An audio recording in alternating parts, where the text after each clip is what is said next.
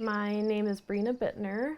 I'm a part-time ceramic artist and part-time real estate agent.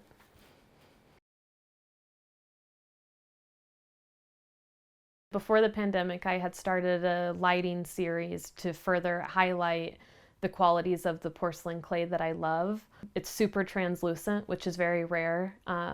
When the pandemic hit, I had a number of exhibitions and galleries that I was sending work to, and all of those completely halted. For the first few months of the pandemic, and just questioning what an artist's position was in this world, it was really hard to get motivated to work in the studio. My desires for like certain coffee mugs completely changed. I used to love mugs that had like a smaller base and were more like bulbous, and my desire completely changed. I liked the flat bottom mugs with straight walls because I was now spending most of my mornings drinking coffee on my couch.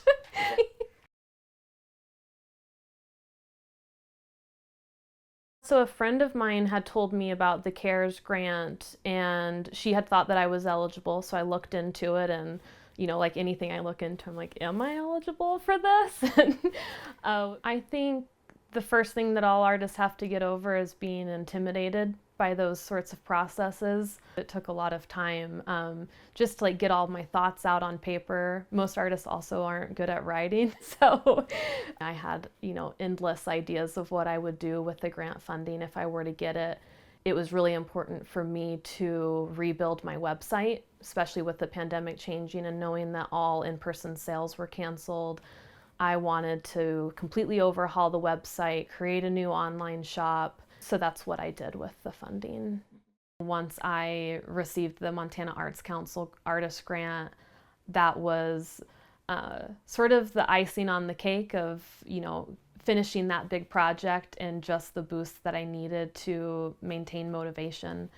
Because otherwise, there was just a huge question mark of what to make and what to do. Now I'm alternating between coil-built work and pinched work because I really like the way that those two surfaces interact with one another, one being very strict and linear and the other being very loose and organic, and the making processes are entirely different.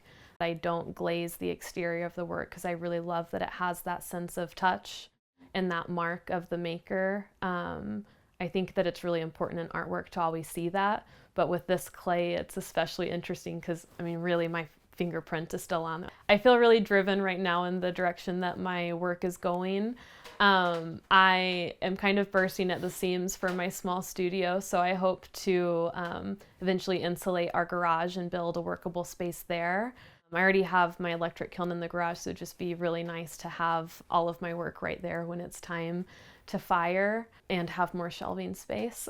So, if anything, I just hope that anybody applying for a grant through the Montana Arts Council doesn't hesitate to reach out. My email address and like all contact information is on my website.